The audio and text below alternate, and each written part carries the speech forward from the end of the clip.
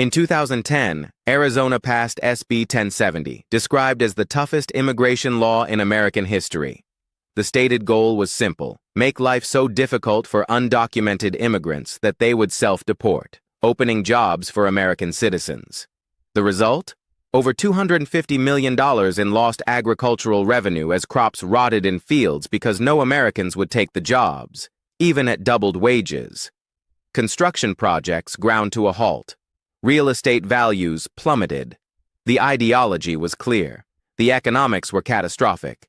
Alabama tried the same approach in 2011 with HB 56, an even stricter law. The result was worse. $11 billion in GDP losses, labor shortages so severe that Mercedes and Honda factories couldn't maintain production, and economic damage so extensive that the state's own business community demanded repeal. The Take Our Jobs campaign invited Americans to replace deported agricultural workers. Of 8,600 applicants, only 7 actually started work. Most quit within days. The physical demands were too great, the conditions too harsh, the prestige too low. These aren't theoretical policy debates. They're expensive lessons in what happens when ideology collides with economic reality. And America is about to learn these lessons again, the hard way. To understand why deportation policies consistently produce economic disasters, we need to start with the actual structure of American labor markets and which sectors depend critically on immigrant labor, both documented and undocumented. Agriculture is the most obvious example. Depending on the crop and region, between 50% and 70% of agricultural workers are immigrants, and a substantial portion are undocumented. This isn't a recent development or an accident. It reflects fundamental characteristics of agricultural work that make it unattractive to American citizens regardless of wage levels. Agricultural work is seasonal, intense labor for specific harvest periods, then nothing for months. It's physically brutal, 10 to 12-hour days in extreme heat, bending, lifting, repetitive stress injuries. It's geographically dispersed, far from cities where most Americans live. And it offers no benefits, no career advancement, no prestige.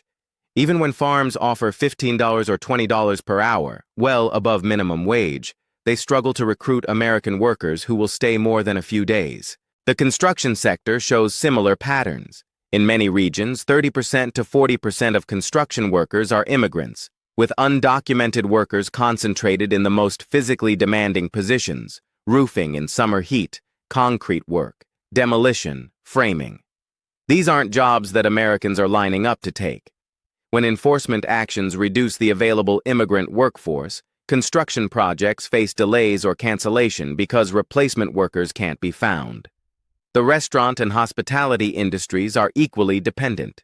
Kitchen staff, dishwashers, hotel housekeeping, these positions are disproportionately filled by immigrant workers. The work is hard, hours are irregular, pay is modest, and turnover is high, even among immigrant workers willing to do the jobs.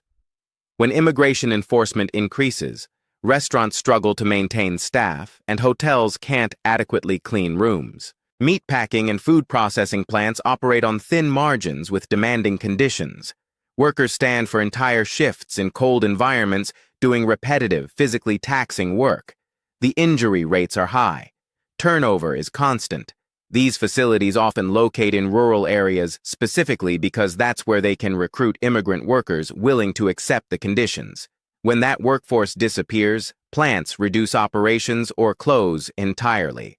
The meatpacking industry illustrates the dependence particularly clearly. In states like Iowa, Nebraska, and North Carolina, meatpacking plants are often the largest employers in small rural communities. These plants process thousands of cattle, hogs, or chickens daily in assembly line operations, requiring hundreds of workers per shift. The work involves standing in near-freezing temperatures, performing the same cutting or deboning motions thousands of times per shift, and working at speeds that create constant risk of injury. Industry data shows that 30% to 50% of meatpacking workers are immigrants, with higher percentages in specific plants and regions. When immigration enforcement increases in these areas, plants immediately face labor shortages. Production slows, Orders go unfulfilled. Some plants have tried recruiting from local American populations with minimal success. Turnover is so high that training new workers becomes economically unsustainable when those workers quit within weeks or days.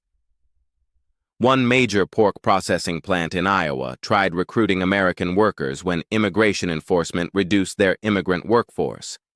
They offered starting wages of $16.50 per hour with benefits, well above the local average wage. They received applications, hired workers, and began training.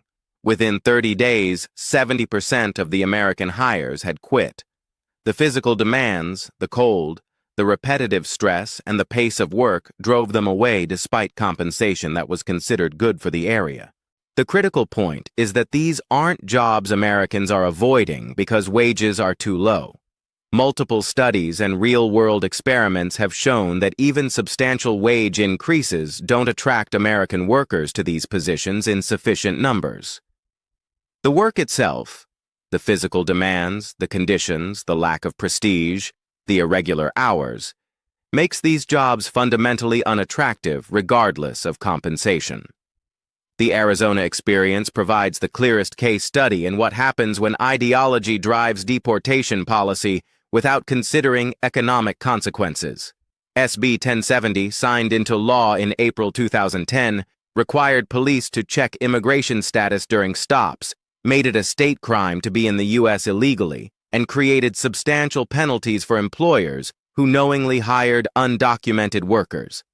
The law was explicitly designed to make life so difficult for undocumented immigrants that they would leave Arizona voluntarily. It worked in that narrow sense.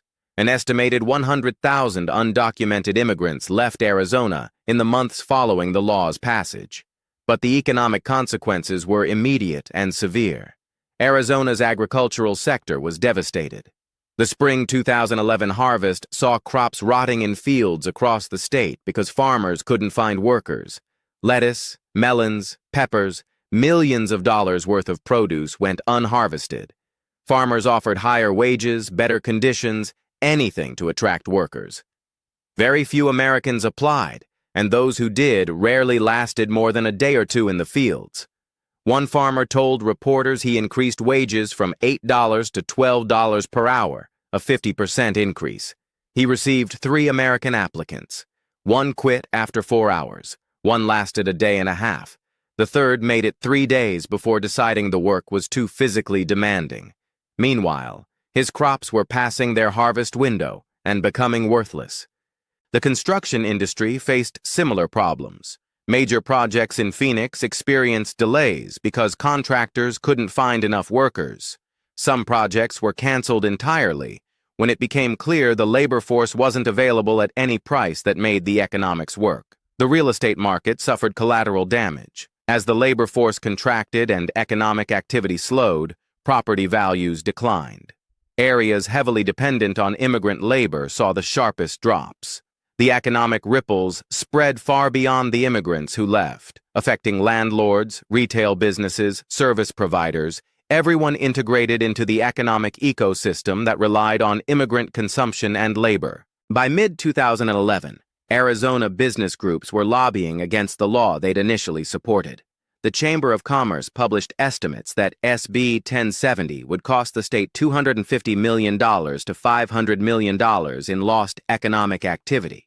Tourism declined as the state gained a reputation for hostility toward Hispanics, affecting even documented immigrants and Hispanic American citizens who felt unwelcome. The final irony was that many of the undocumented immigrants who left Arizona didn't leave the United States. They moved to neighboring states with less aggressive enforcement. Arizona bore all the economic costs while the problem it was trying to solve simply relocated. Alabama decided to learn this lesson the hard way too. In 2011, Alabama passed HB 56, described by supporters as even tougher than Arizona's law. It required schools to check students' immigration status, made it illegal to rent property to undocumented immigrants, and created criminal penalties for a wide range of interactions with undocumented individuals. The results were economically catastrophic on a scale that shocked even opponents of the law. An estimated 80,000 immigrants, documented and undocumented, left Alabama in the months following passage. Agricultural losses were immediate. The fall 2011 harvest saw $250 million in crops unharvested. Tomatoes rotted on the vine. Watermelons sat in fields. Farmers abandoned crops entirely when it became clear they couldn't find harvest workers. Alabama's poultry industry, a major component of the state economy, faced severe labor shortages. Processing plants that had run multiple shifts cut back to single shifts or closed lines entirely. Production dropped by thousands of tons. Orders went unfulfilled. The construction industry experienced even more dramatic impacts. Major projects across the state, new hospitals, schools, commercial developments, faced delays or cancellation. Mercedes-Benz's factory in Tuscaloosa and Honda's plant in Lincoln had to slow production because their contractor workforce couldn't be maintained.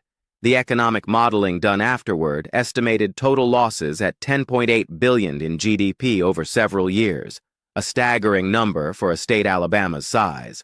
Lost tax revenue exceeded $200 million annually.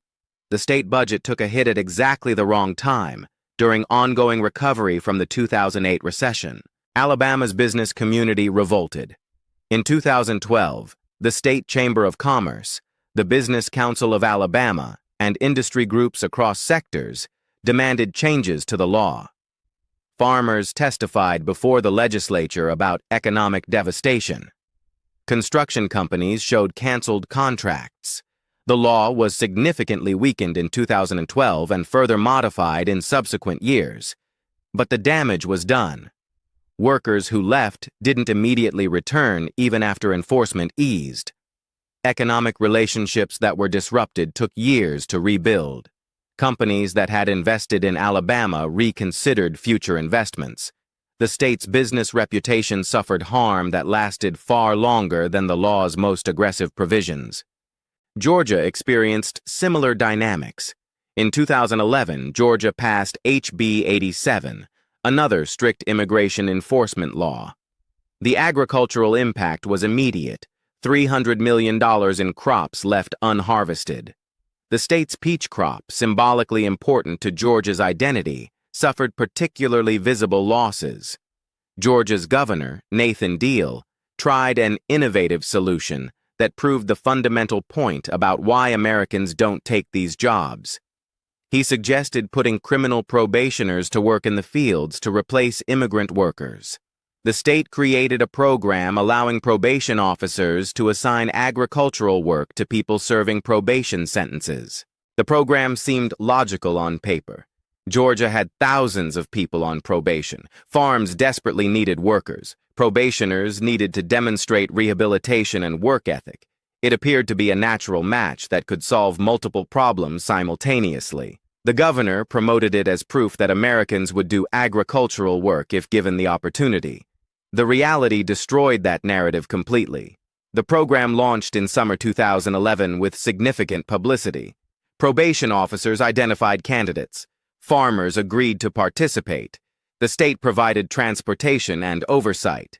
Everything was arranged to maximize success. The results were humiliating. Of the hundreds of probationers referred to agricultural work, only a small fraction actually showed up at farms. Of those who showed up, most quit within hours. Not days, hours. The heat was too intense. The work was too physical. The pace was too demanding. They simply walked away, willing to face potential probation violations rather than continue working in the fields. The few who lasted longer than a day rarely made it to a week. Farmers reported that probationer productivity was a fraction of what immigrant workers achieved. The learning curve was steep, the quit rate was astronomical, and the disruption to farm operations from constant turnover made the program worse than useless. One farmer told reporters he'd rather have 5 experienced immigrant workers than 20 probationers who wouldn't show up reliably and wouldn't work effectively when they did appear. The program was quietly abandoned within months as an obvious failure.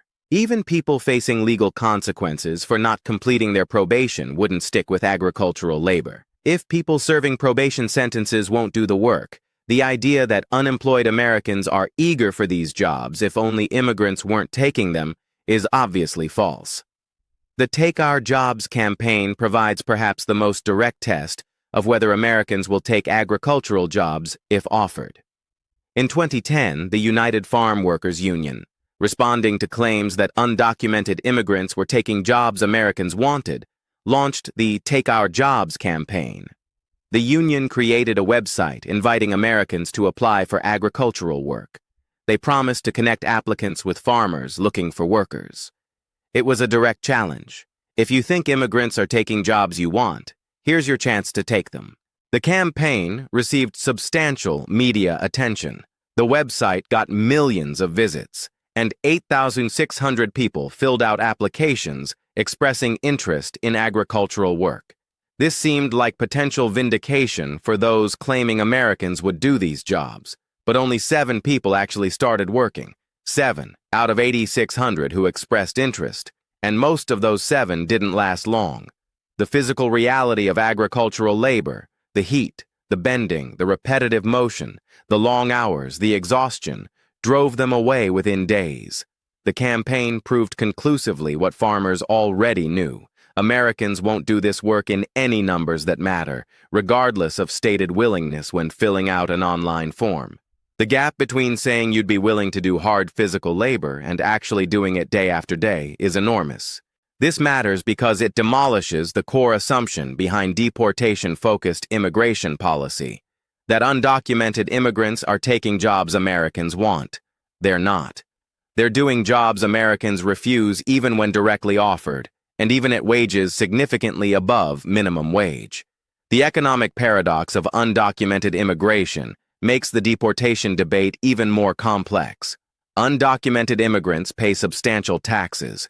Many use individual taxpayer identification numbers, ITINs, to file taxes even though they're not legally authorized to work. They pay payroll taxes, Social Security and Medicare, that are deducted from paychecks. The Social Security Administration estimates undocumented workers contribute approximately $13 billion annually to Social Security. The critical point is that undocumented workers pay these taxes, but are ineligible for the benefits the taxes fund. They can't collect Social Security and retirement. They can't get Medicare. They're not eligible for federal welfare programs, food stamps, or most forms of public assistance. They pay in but can't take out. Additionally, undocumented immigrants pay sales taxes, property taxes, directly if they own property, indirectly through rent, gas taxes, and various other taxes that fund state and local services. A 2017 study estimated that undocumented immigrants pay $11.74 billion in state and local taxes annually. They also contribute to the economy as consumers. Undocumented immigrants spend money on rent, food, clothing, transportation, utilities, all the normal costs of living. This spending supports local businesses, creates jobs, and generates economic activity. Estimates suggest undocumented immigrants represent $90 billion to $100 billion in annual consumer spending. When undocumented workers leave an area through deportation or self-deportation due to enforcement pressure, the tax revenue disappears. The consumer spending disappears, and the labor disappears. The economic losses are thus triple: lost production due to labor shortages, lost consumer demand, and lost tax revenue. This is why the economic impacts of aggressive enforcement are so severe. The 2025 deportation proposals would scale these economic impacts to unprecedented levels. Plans for mass deportation of 1 million or more undocumented immigrants annually would affect every sector where immigrant labor is concentrated. The agricultural impact alone could be devastating. Potential food price increases of 20% to 30% as production drops, and labor costs surge. Construction projects across the country would face delays or cancellation. Service industries would struggle to maintain operations. Economic modeling suggests that deporting 1 million workers could reduce GDP by $400 billion to $600 billion over several years. The fiscal impact, lost tax revenue combined with the cost of detention and deportation operations, could exceed $100 billion, and these aren't abstract numbers. They represent real economic contraction, real job losses in industries that depend on the industries where immigrants work, real reduction in economic growth. The labor market dynamics make finding replacement workers nearly impossible. American unemployment is currently around 4%, essentially full employment by historical standards. The people who are unemployed are generally between jobs, lack skills needed for available positions, or face geographic mismatches between where they live and where jobs are. They're not unemployed because they're waiting for agricultural or meatpacking or construction jobs to become available. Even if wage increases could attract some Americans to these positions, and evidence suggests it can't in meaningful numbers, the wage levels required would make the industries economically unviable. If farms had to pay $30 per hour for harvest workers, food prices would increase so dramatically that American agriculture couldn't compete with imports. If construction wages doubled to attract American workers, building costs would surge, slowing construction and reducing economic growth. The historical precedents reinforce these economic realities. Operation Wetback in 1954 deported approximately 1 million Mexican workers. The operation was massive in scale. The Eisenhower administration used military-style tactics to round up and deport workers, primarily from agricultural areas in the Southwest. The rhetoric emphasized law enforcement and border control. The immediate result was exactly what advocates wanted. Hundreds of thousands of workers were removed from the United States. But the economic consequences were immediate and severe. Agricultural labor shortages appeared within weeks. Crops that required intensive harvest labor faced the same problem Arizona would experience 56 years later. Not enough workers at any wage to get the harvest in. Farm revenues plummeted. Rural economies that depended on agricultural production suffered significant economic contraction. The government's response is telling. Rather than celebrate the deportations and accept the economic consequences, the Eisenhower administration dramatically expanded the Bracero program, a guest worker program that brought Mexican workers to the United States legally specifically for agricultural work. The program that had been relatively modest before Operation Wetback became massive afterward, bringing hundreds of thousands of Mexican workers back to do the same jobs they'd been deported from doing illegally. The lesson was clear and remains relevant. The government concluded it needed immigrant workers and created legal mechanisms to get them because the economic necessity was undeniable. The deportations happened. The workers returned legally. The difference was paperwork, not whether the American economy needed immigrant labor. The 1986 Immigration Reform and Control Act under Reagan included employer sanctions meant to reduce undocumented employment. But it also included amnesty for approximately 3 million undocumented immigrants already in the United States. Reagan understood that the economic disruption of mass deportation would be unacceptable, so the policy combined legalization with enforcement. Reagan's approach reflected pragmatic conservatism that recognized economic reality. The business community, particularly agriculture, construction, and hospitality sectors, made clear that mass deportation would devastate their operations. Reagan, despite tough rhetoric on immigration during his political career, chose a path that preserved economic stability while addressing enforcement concerns. The amnesty acknowledged that millions of undocumented workers were economically integrated and that removing them would cause unacceptable disruption. The employer sanctions component was meant to prevent future undocumented employment by punishing businesses that hired unauthorized workers. But enforcement was inconsistent, and businesses found ways to comply nominally while continuing to employ workers they suspected might be undocumented. The economic incentives, businesses needed workers, workers needed jobs, proved stronger than legal penalties that were sporadically enforced. The pattern across these historical examples is consistent. When enforcement threatens industries dependent on immigrant labor, economic pressure forces policy adjustments because the costs of labor shortages exceed the ideological benefits of strict enforcement.